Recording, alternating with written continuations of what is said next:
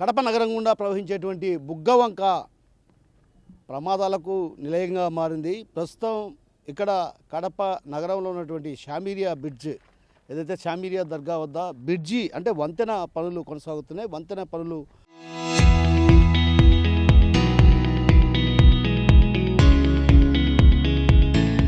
కొనసాగుతున్నటువంటి పరిస్థితి నేపథ్యంలో ఒక్కసారిగా ఏదైతే ఇక్కడ ఉన్నటువంటి రక్షణ గోడను అటు అధికారులు ఏదైతే పనుల నిమిత్తం రక్షణ గోడను పగలగొట్టినటువంటి పరిస్థితి. అంటే మనం చూడొచ్చు ఇక్కడ అంతా కూడా చిరు వ్యాపారులు, అంటే చిరు వ్యాపారం చేసుకొని జీవించేటువంటి కుటుంబాలు ఇక్కడంతా కూడా చిన్న పిల్లలు ఉన్నటువంటి పరిస్థితి. అయితే ఒక రకంగా వారంతా కూడా ఆడుకునేందుకు ఇక్కడ వచ్చినప్పుడు ప్రమాదాలు జరిగేటువంటి పరిస్థితి మనం గమనించవచ్చు. ప్రధానంగా ఇక్కడ ఏదైతే రక్షణ గోడ పూర్తిగా కూల్చివేసిన తర్వాత మొత్తం ఓపెన్ ప్లేస్గా కనిపిస్తుంది. అంటే పిల్లలు ఎవరైనా ఆడుకుంటే మాత్రం ప్రమాదవశాత్తు అక్కడి నుంచి కాళ్ళు జారైనా కింద పడవచ్చు, లేదంటే పిల్లలు లోపలికి కూడా వచ్చేటువంటి అవకాశాలు ఉన్నాయి.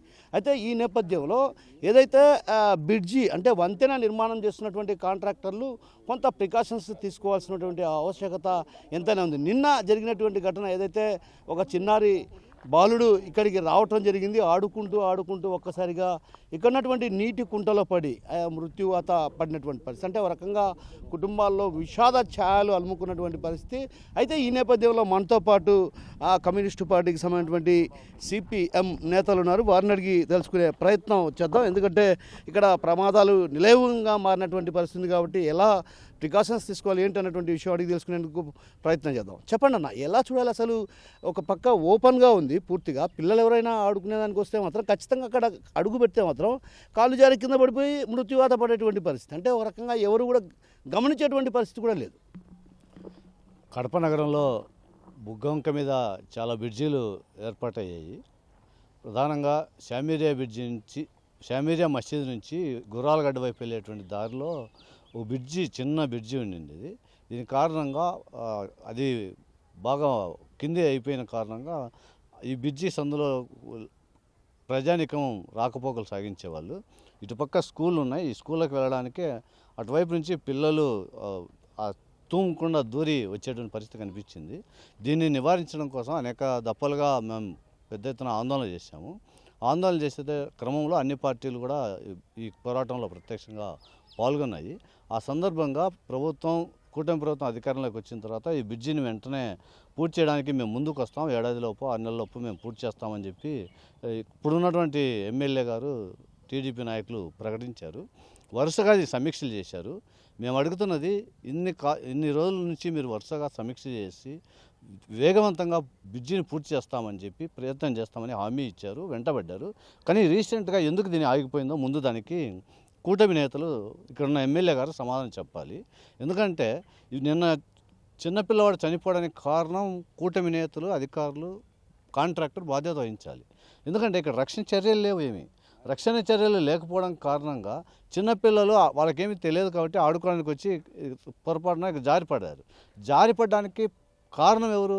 అక్కడ రక్షణ చర్యలు లేకపోవడం. దీనికి సంబంధించినటువంటి చుట్టూ రేకులు వేసి ఇక్కడ పోవడానికి వీల్లేదని చెప్పి ఒక బోర్డు వేసి ఇండికేషన్ ఏర్పాటు చేసి ఉంటే నిన్న ఆ బాలుడు చనిపోవడానికి అవకాశం లేకుండా ఉండేది.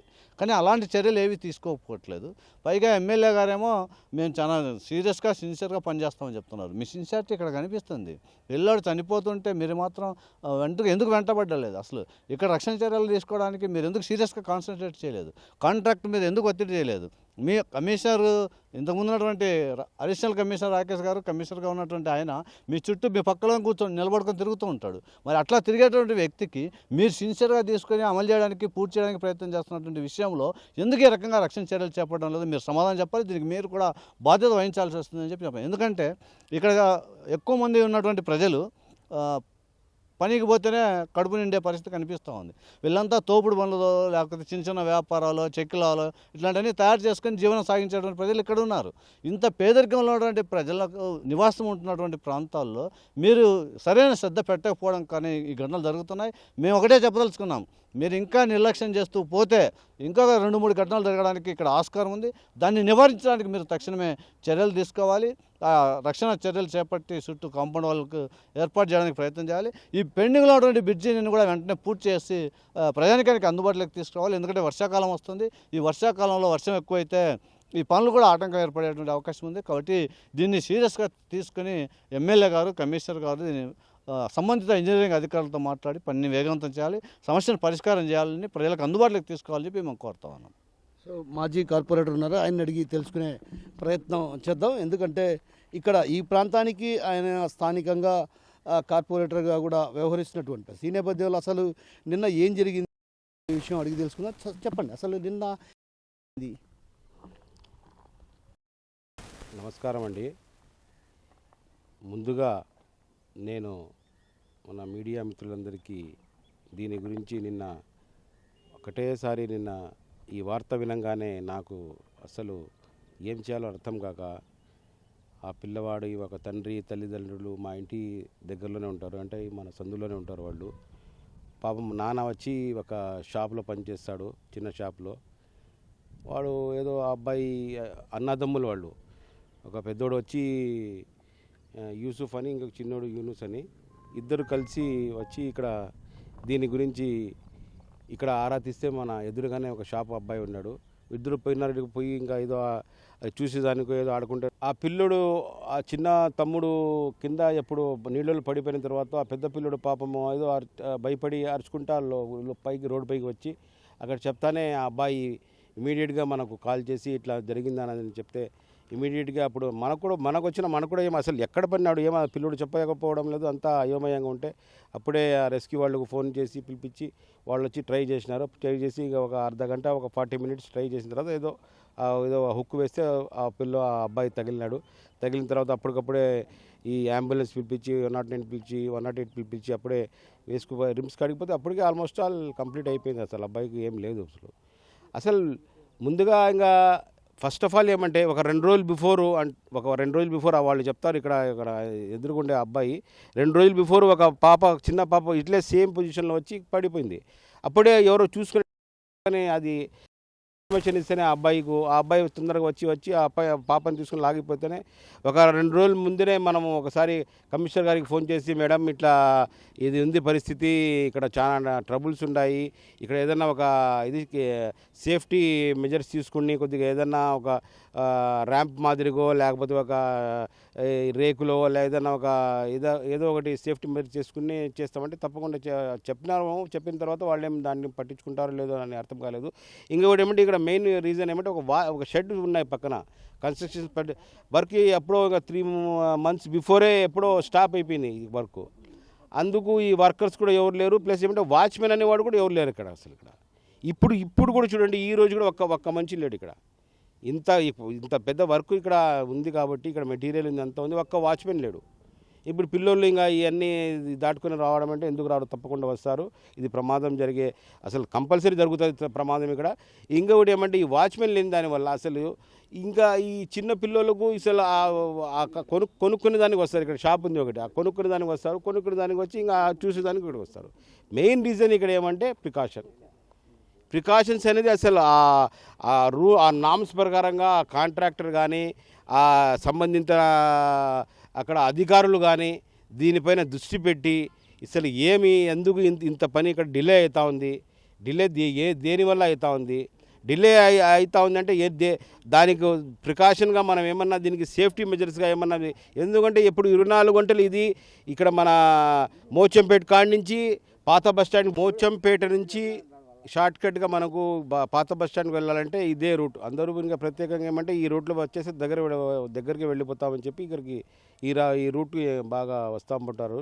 ఎందుకంటే ఇక్కడ కొద్దిగా రద్దీ తక్కువ ఉంటుంది కాబట్టి సరని ఇట్లే వచ్చేస్తారు. ఇక్కడ ఇమీడియట్గా మన కమిషనర్ గారు కానీ మన కలెక్టర్ గారు కానీ మీ కమ్యూనిటీకి విజిట్ చేసి దీని యొక్క ప్రికాషన్స్ తీసుకొని ఇక్కడ ఉండే ఈ కాంట్రాక్టర్ని ఇంకా అతని బాధ్యత ఆయన, ఎందుకంటే అది తప్పు చేసింది ఎవరు, అధికారులా కాంట్రాక్టరా ఎవరు అనేది అది ఇంకా డిసైడ్ చేయాల్సిన బాధ్యత మీదే. ఇంకా అది ఇంకొకటి ఏమంటే ఒక చిన్న పసి ప్రాణం పోయినది. ఆ కుటుంబానికి అందరూ కలిసి ఆ కుటుంబానికి ఆదుకొని వాళ్లకు తోడుగా నుడుగా ఉంటారని అందరికీ చెప్పడము, ఈ ఇంకా ఇన్సిడెంట్ ఇంకా పునరుద్ధరణ కాకుండా ప్రికాషన్ తీసుకోవాలని కోరడమైంది. సో మొత్తం మీద ఏదైతే ఒక చిన్నారి అవం శుభం వెళ్ళినట్టు చిన్నారి ప్రాణాలు కోల్పోయినటువంటి ఘటన.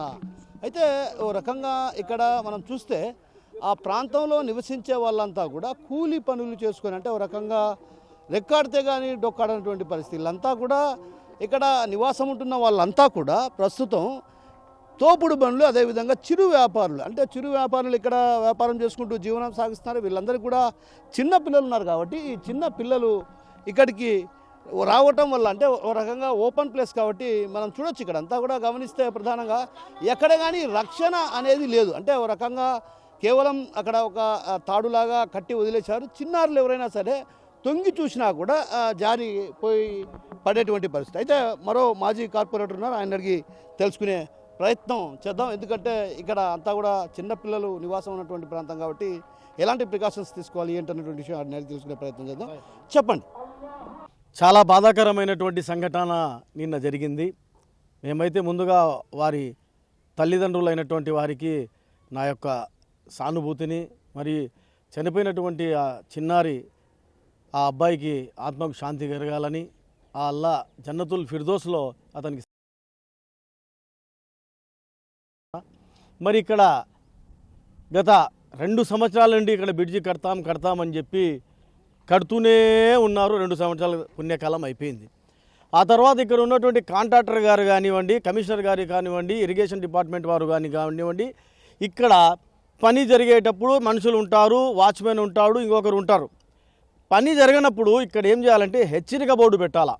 ఇక్కడ ప్రవేశం నిషేధించబడినది, ప్రొహిబిటెడ్ ఇది ఏరియా కాబట్టి ఇక్కడికి ఎవరు రాకూడదని.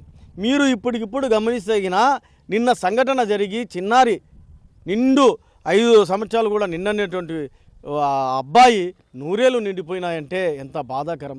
నిన్నటికి నిన్న వచ్చి ఇక్కడ ఫ్లెక్సీ పెట్టి దానికి సంబంధించినటువంటి అడ్డంగా గోడ కడ్డీలు పెడతారు. ఎవరికి నిర్లక్ష్యం అన్నమాట ఇది?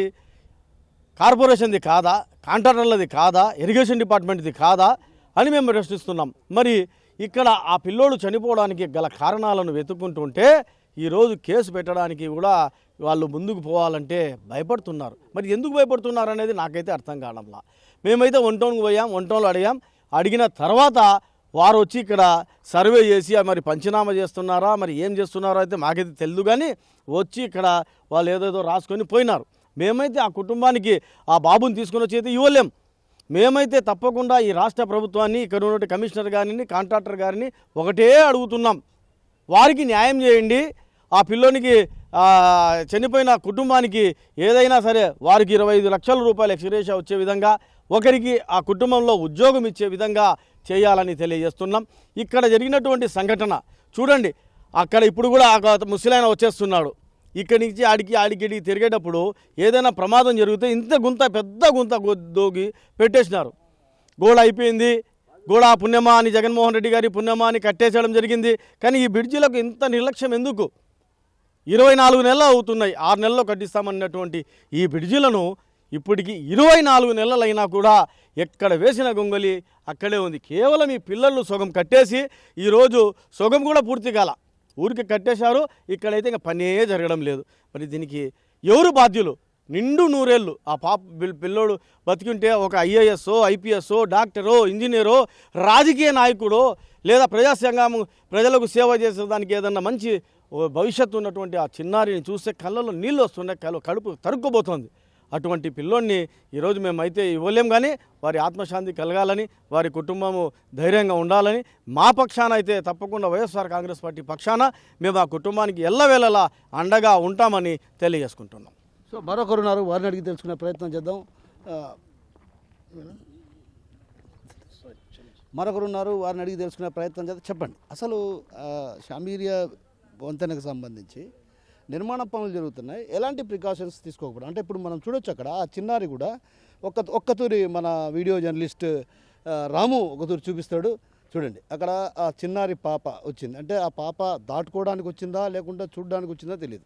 అంటే ఇక్కడ చూడడానికి వచ్చినా కూడా ప్రమాదవశాత్తు ఆ పాప కాలు జారితే ఈ గుంటలో పడి మృత్యువాత పడాల్సినటువంటి పరిస్థితి ఉంది. కాబట్టి సో ఈ నేపథ్యంలో అధికారులు కావచ్చు, ఇతరత్ర వర్గాలు తీసుకున్నటువంటి ప్రికాషన్స్ మనం చూస్తే ఎక్కడే కానీ ఇక్కడ ప్రికాషన్స్ అంటే ఇది ప్రొహిబిటెడ్ ఏరియానో లేకుంటే ఇక్కడికి రావటం వల్ల ప్రమాదకరం అనే హెచ్చరిక బోర్డులు కూడా లేనటువంటి పరిస్థితి. ఊరికే తాళ్ళు కట్టినటువంటి పరిస్థితి. అంటే ఒక రకంగా అక్కడ అంటే చిన్న పిల్లోడు ఎవడైనా సరే సర్రం దూరే వచ్చేటువంటి అవకాశం ఉంది. కాబట్టి ఎలాంటి ప్రికాషన్స్ తీసుకుంటే బాగుంటుంది ఇక్కడ? ఇక్కడ 3 అంశాలు చెప్పాలన్నా. ఈ షామీరా బ్రిడ్జి ఏదైతే ఉందో కడప ప్రజలకు దాదాపు 70,000 మందికి అనుసంధానమైన ఒక బ్రిడ్జి. దీన్ని పోరాట ఫలితంగా కడప ప్రజలు సాధించుకున్నారు, సంతోషము. కానీ గత ప్రభుత్వంలో ఇది శాంక్షన్ అయింది. ప్రస్తుత ప్రభుత్వము ఒకటి ఇటుక రాయి వేసి వా ఇటుక రాయి వేసేసాము, బ్రిడ్జి పూర్తయింది అని పబ్లిసిటీ ఇచ్చుకున్నాము. కొద్దిగా పిల్లర్లు వేస్తానే వా అని వచ్చి వాళ్ళ టీడీపీ నాయకులు వచ్చి ఇక్కడ వచ్చి కూర్చొని పూజలు చేస్తా అవి చేస్తా వా అని చెప్పించుకోవడం తప్ప ఈ బ్రిడ్జి పూర్తి చేయాలనే ఉద్దేశం రాజకీయ నాయకులకు ఎమ్మెల్యే గారికి లేదు. మరొక విషయం, ఈ ఒక్క బ్రిడ్జి నిర్లక్ష్యానికి 6 నెలల్లో పూర్తి చేస్తామన్న ఈ యొక్క బ్రిడ్జి పనిని దాదాపు ఇప్పుడు 2 సంవత్సరాల పైచిలుకు అవుతున్నా కూడా ఇంత వరకు బ్రిడ్జి పూర్తి కాలేదంటే దీనికి కారకులు ఎమ్మెల్యే గారు మాట ఇచ్చినట్టు 6 నెలల్లో పూర్తి చేయాలి. కానీ జరిగిందా? జరగలేదు. సో దీని నిర్లక్ష్యము ఎమ్మెల్యే గారు వహించాలి. ఈ నిర్లక్ష్యానికి కారకులు, అలాగే కాంట్రాక్టరు, అలాగే అధికారులు. జనసమూహం ప్రజలు నివసించే ప్రాంతంలో ఏదైనా చిన్న కాలువ చేసినా దాన్ని బారికేడ్ కట్టేవారు. బారికేడ్ కట్టి ఇక్కడ పనులు జరుగుతున్నాయి అని చెప్పేసి ఒక సూచిక బోర్డును ఏర్పాటు చేసేవారు. ఈడ ఇంత పెద్ద బ్రిడ్జి కడుతున్నారు.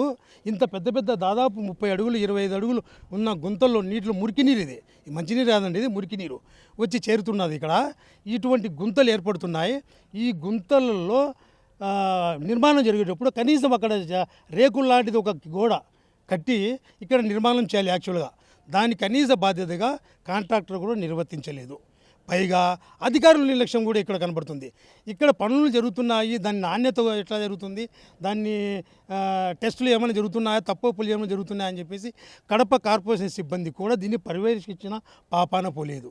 ఇక్కడ కనీసం అధికారులైనా ఇక్కడ బోర్డు పని జరుగుతుందని చెప్పితే ఈ పాపము, ఈ ఘోరము ఇది జరిగేది కాదు. ఒక ఆడుకుంటున్న పిల్లోడు పండగ రోజు పిల్లలతో ఆడుకుంటూ అక్కడ వచ్చి జారిపడి కింద పడ్డాడంటే అక్కడ అదే రక్షణ రేకులు ఉండింటే ఇట పడేటోడా, అతను ప్రాణాలు కోల్పోయేటోడా? ఇప్పుడు అతని ప్రాణాలకి దిక్కేవారు అధికారులా, ఎమ్మెల్యేనా, లేకుంటే కాంట్రాక్టరా? ఎవరు అతని కుటుంబాన్ని నష్టపరిహారం కట్టించాలి? భవిష్యత్తు ఉన్న కుర్రవాడు, 5 సంవత్సరాల కుర్రవాడు, ఇప్పుడు ఆయన భవిష్యత్తు ఎవరు గ్యారెంటీ ఇస్తారు? భవిష్యత్తు గ్యారెంటీ ఎమ్మెల్యే గారు ఇస్తారా, అధికారులు ఇస్తారా, పైగా కాంట్రాక్టర్ ఇస్తారా? ఆ కుటుంబానికి ఖచ్చితంగా న్యాయం జరగాలి. న్యాయం జరిగే వరకు మా మైనార్టీ సంఘాల తరపున మేము ఖచ్చితంగా పోరాటం చేస్తాం. ఆ కుటుంబ సభ్యులకు ఒకరికి కార్పొరేషన్ సిబ్బంది ఒక ఉద్యోగాన్ని కల్పించాలి. వాళ్ళ కుటుంబానికి ఒక ప్రభుత్వం సమకూరిన ఇల్లు నిర్మించి ఇవ్వాలి. అలాగే ఆ కుటుంబానికి జీవనోపాధికి, తండ్రి జీవనోపాధి కొరకు, ఒక కుటుంబ తల్లిదండ్రుల భరోసా కొరకు ప్రభుత్వం నుంచి అతనికి 20 లక్షల రూపాయలు ఎగ్జిరేసియా ఇంటర్మీడియట్ ప్రకటించాలి. చిన్న బండ్లు యాక్సిడెంట్ అయితే 20 లక్షలు 15 లక్షలు ప్రకటిస్తున్న ప్రభుత్వం ఇతనికి ఇంత కుర్రానికి ఎందుకు కార్పొరేషన్ సిబ్బంది, ఎమ్మెల్యే గారు, అధికారులు ఎందుకు అతని ఎక్స్గ్రేసియా ప్రకటించడం లేదు? ప్రకటించాలని కోరుకుంటున్నాం. లేని పక్షంలో దీన్ని బలలో తీసుకువెళ్ళి మరింత ఉధృతంగా చేసి వీళ్ళ తప్పులు ప్రజలకు చూపిస్తాం. నిర్మాణాలు జరుగుతున్న పనులు బారికేడ్లు నిర్మించకపోవడం అధికారులు పెద్ద నిర్లక్ష్యం. వీళ్ళు కాంట్రాక్టర్లు వీళ్ళంతా బాధ్యత వహించాలి అని కోరుకుంటాం. సో మొత్తం మీద మనం చూస్తే ఇక్కడ ప్రధానంగా ఇక్కడ మురికి నీరు అంటే దాదాపు 30 అడుగుల లోతు ఉన్నటువంటి గుంత ఇది.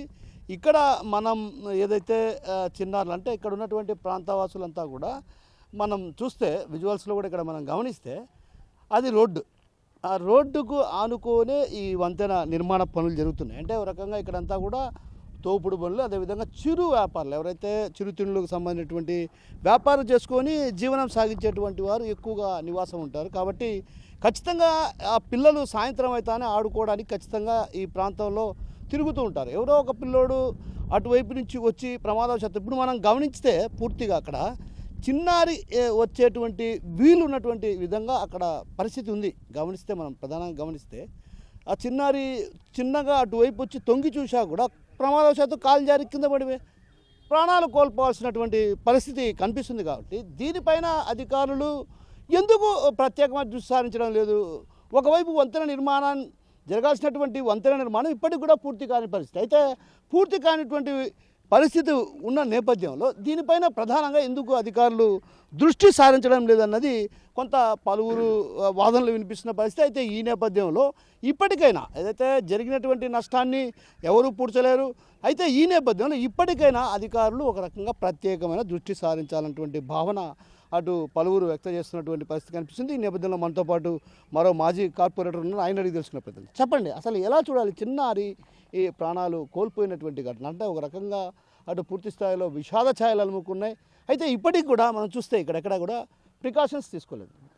దీన్ని బట్టి ఒక రకంగా అధికారులు ప్లస్ కాంట్రాక్టర్ల నిర్లక్ష్యంగా భావించవచ్చా?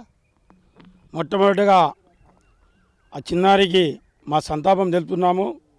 ఎందుకంటే 5 ఏళ్ళు అబ్బాయి చనిపోవడం చాలా బాధాకరమైన విషయం. అటనే వాళ్ళ కుటుంబానికి మాకు పగాఢ సానుభూతి చేస్తున్నాను. అలాగే ఈరోజు ఇప్పటికి కూడా అట్ ప్రజెంట్ నిన్న ఇన్సిడెంట్ జరిగిన మా మున్సిపల్ కార్పొరేషన్ అధికారులు కానీ కాంట్రాక్టర్ కానీ ఎంత మట్టుకు జాగ్రత్త వహిస్తున్నారో ఇప్పటికి మనకి ఇక్కడనే అర్థమవుతుంది. ఖచ్చితంగా వెంటనే ఇంత ఒక ప్రాణం కోల్పోయినా కూడా వాళ్ళు బాధ్యత తీసుకొని వెంటనే చుట్టూ ఒక రేకులను ఏర్పాటు చేసి ఇక్కడ ఒక సెక్యూరిటీ గార్డును పెట్టి సీసీ కెమెరాలు ఏర్పాటు చేయాల్సిన బాధ్యత మున్సిపల్ అధికారుల మీద ఉంది. మొట్టమొదటిగా మన స్పెషల్ ఆఫీసర్ కలెక్టర్ గారికి, ఇన్ఛార్జ్ కమిషనర్ మన జిల్లా ఇన్ఛార్జ్ కమిషనర్ ఐఏఎస్ గారికి కూడా మా చిన్న విన్నపం ఏమంటే, ఇక్కడ పూర్తిగా కడప కార్పొరేషన్ పరిపాలన వ్యవస్థ పూర్తిగా గాడి తప్పిపోయింది. ఎవరు ఆడిన ఆట వాళ్ళ పందంగా మారిపోయింది.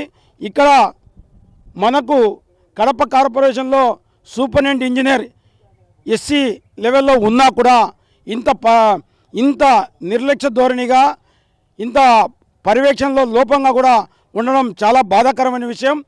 ఖచ్చితంగా వెంటనే ఇక్కడ అదిగాక ఈ ఏరియా అంతా కూడా స్లమ్ ఏరియా, అంతా పేదవారు దినసరి కూలికి పోయి పని చేసుకునేవారు అటువంటి వాళ్ళు ఉన్నారు. కాబట్టి చిన్నపిల్లలు ఎవరైనా వచ్చి ఇట్లా తొంగి చూస్తే కాలు జారి పడిపోయి ప్రాణాలు కోల్పోయే పరిస్థితి ఉంది. కాబట్టి వెంటనే ప్రికాషన్స్ తీసుకోవాలి. ఈ బాధ్యత కలిగిన వ్యక్తుల మీద వెంటనే కేసు కట్టి చర్య తీసుకోవాలి.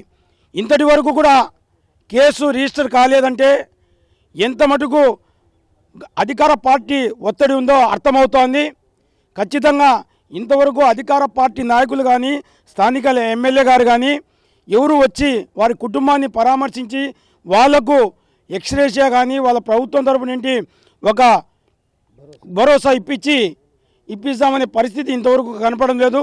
కానీ ఇప్పటికైనా మన కడప ఎమ్మెల్యే గారు స్పందించి వెంటనే వాళ్ళ కుటుంబానికి ఆదుకునే విధంగా ముందుకెళ్ళాలి.